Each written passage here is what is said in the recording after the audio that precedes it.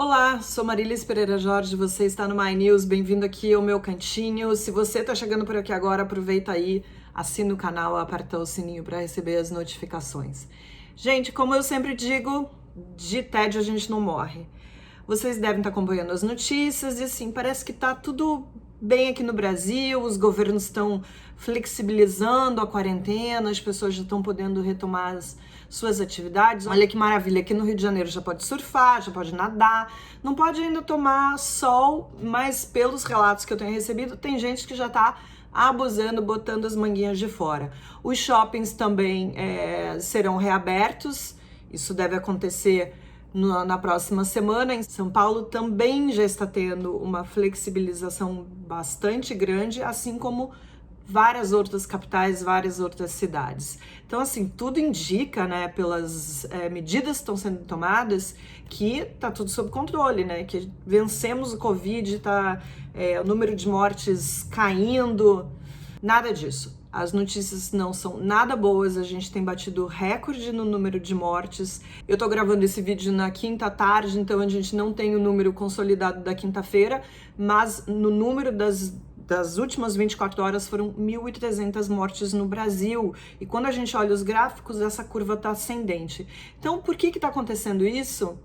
É uma boa pergunta. O que eu posso dizer para vocês que isso está acontecendo é uma grande vitória do presidente Jair Bolsonaro, ele que sempre foi um negacionista dessa crise, ele que sempre foi contra esse isolamento, como ele se pretendeu a ser feito, porque vamos combinar, governadores e prefeitos da maioria das cidades do Brasil tentando manter as pessoas em casa e o presidente sempre com discurso contra. Então o que a gente vê é prefeitos e governadores cedendo a essa chantagem que tem sido feita pelo presidente Jair Bolsonaro, e um a um eles vão jogando a toalha e vão amenizando o discurso, vão amenizando a quarentena, e isso é muito grave. Vocês vão me perguntar, por que eles estão fazendo isso? Eu acho que tem duas razões. Eu acho que eles estão sendo vencidos pelo cansaço, mas também por um pouco de vaidade. O que me faz pensar que a gente sim vive numa república de bananas. O Brasil é cheio de bananas, de gente irresponsável e também muito vaidosa.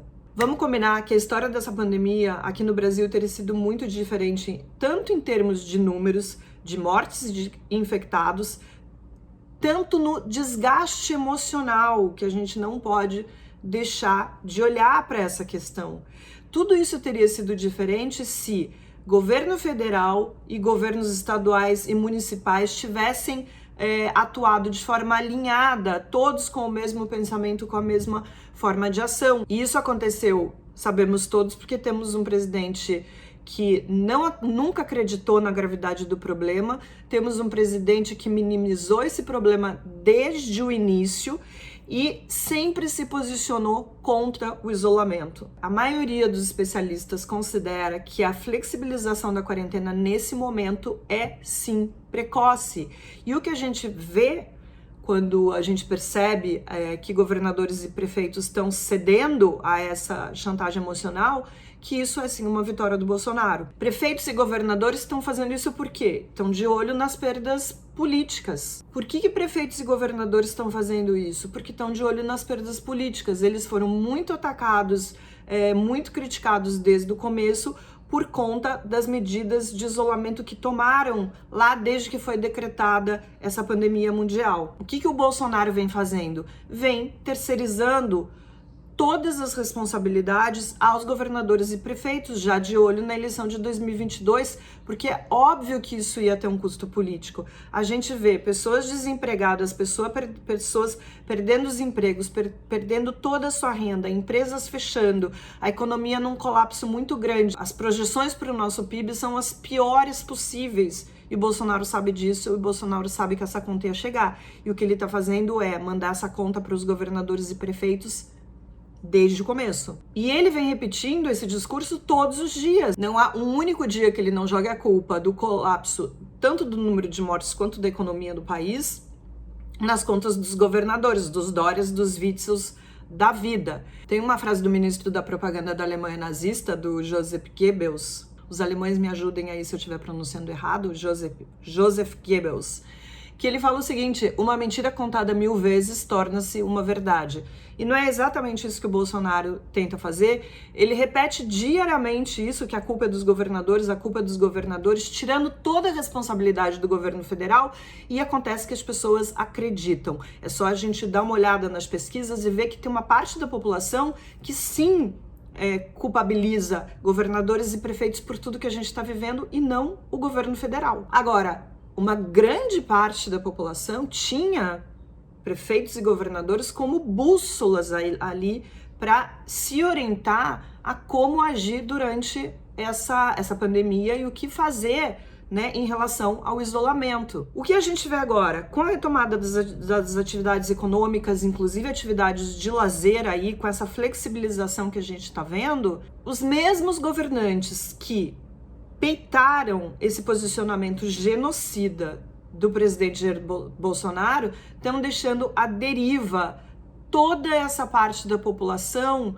que apoiava as medidas de isolamento e entende que ainda não é o momento para qualquer tipo de reabertura. O que a gente tira disso tudo? É que não vai sobrar nenhum adulto na sala a quem a gente possa confiar as nossas vidas, quando tudo que prevalece nesse momento é capital político, e essas pessoas também passam a ficar de olho nas eleições aí que se avizinham. Gente, é um absurdo muito grande. O Brasil deve ser o único país no mundo que o número de mortes não diminuiu, a gente continua vendo essa curva aumentando, tanto a curva de contaminações e de mortes ainda continua apontando para cima, mas alguns governantes acham que vale a pena arriscar e já estão liberando as pessoas para trabalhar, já estão liberando igrejas para funcionar, as pessoas já podem surfar e daqui a pouco já podem ir ao shopping.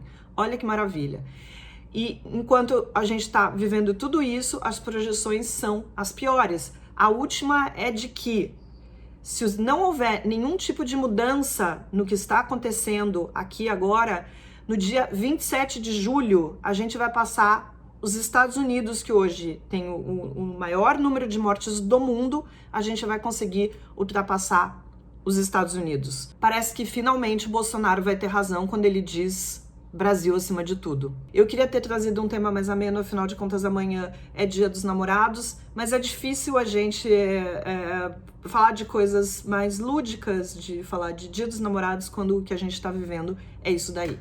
Vamos embora pro nosso cafezinho, e hoje, gente, eu tô temática, ó, xícara de coraçãozinho, e ó o que tem escrito dentro, PS I love you. É de uma marca que eu amo, Carmencitas. Eu compro um monte de coisa lá, roupa, nananá, e tem umas coisas de casa, e essa xícarazinha pra comemorar o Dia dos Namorados. Mas vamos embora. Vamos ver com quanto carinho e amor vocês me tratam aqui nos comentários.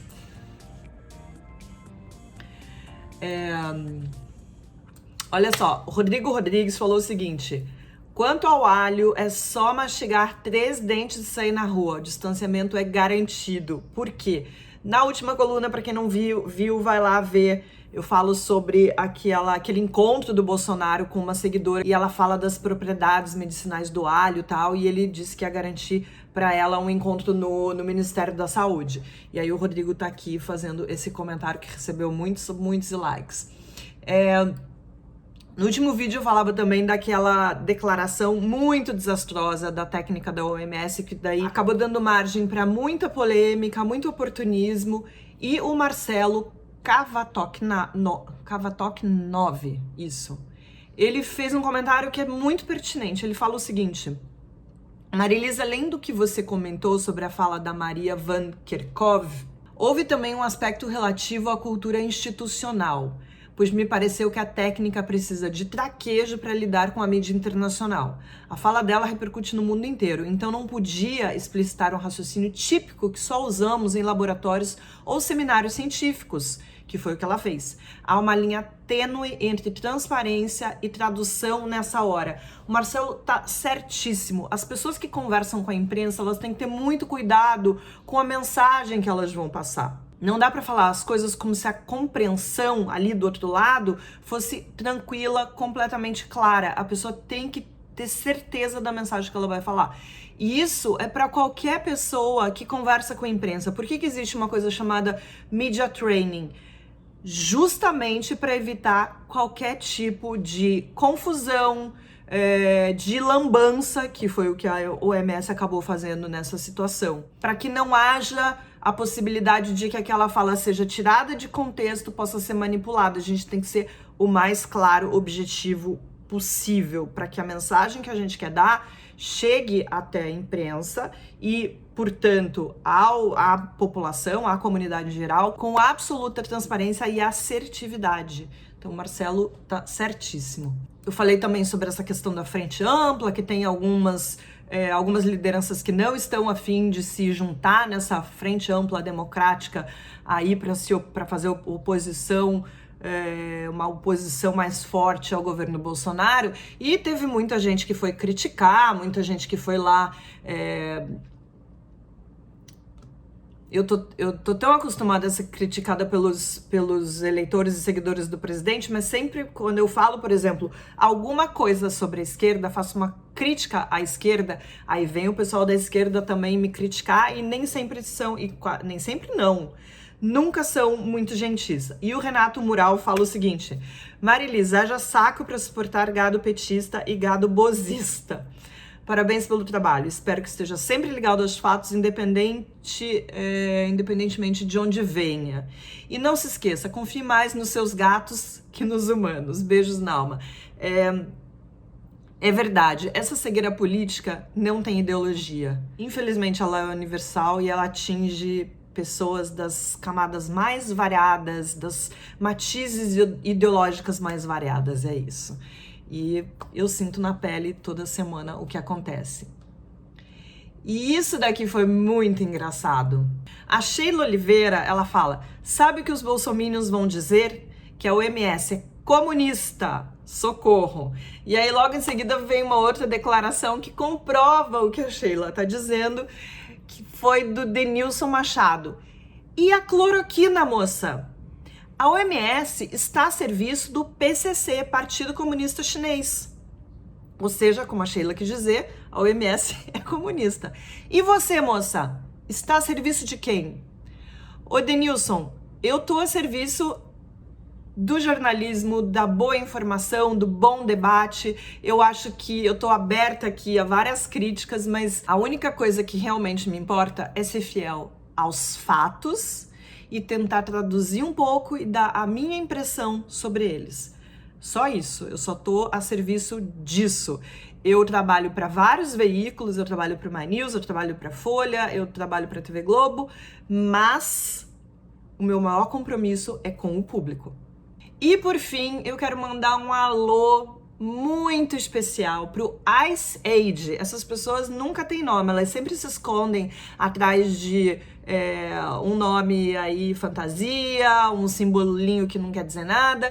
E ele é um dos mais assíduos assinantes aqui do canal, principalmente da minha coluna. Ele tá aqui toda semana para me xingar.